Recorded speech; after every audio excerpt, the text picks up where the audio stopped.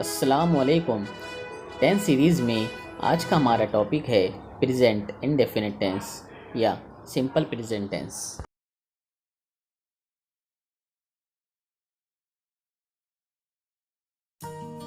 Simple present tense या present indefinite tense, इन जुमलों में हम रोज़मर्रा की रूटीन की बातें करते हैं।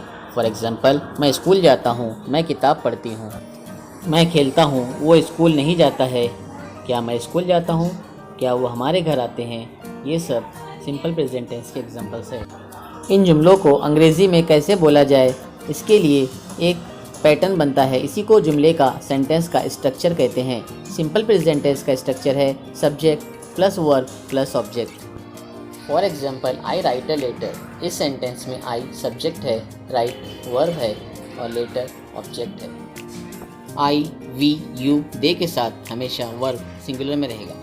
इस तरह subject plus verb plus object, इस स्ट्रक्चर का इस्तेमाल करते हुए आप सिंपल प्रेजेंट टेंस के सेंटेंसेस बना सकते हो।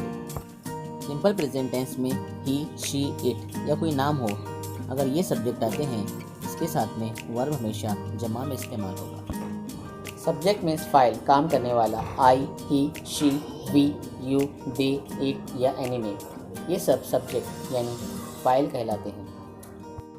सिंपल प्रेजेंट टेंस का सवालिया जुमला बनाने के लिए हम पहले डू या डस का इस्तेमाल करते हैं, उसके बाद सब्जेक्ट, वर्ब और ऑब्जेक्ट इस्तेमाल करते हैं। सवालिया जुमला बनाते वक्त अगर सब्जेक्ट ही, शी, इट या कोई नाम आता है, इस सूरत में हमें शुरुआत में डज इस्तेमाल करना पड़ेगा।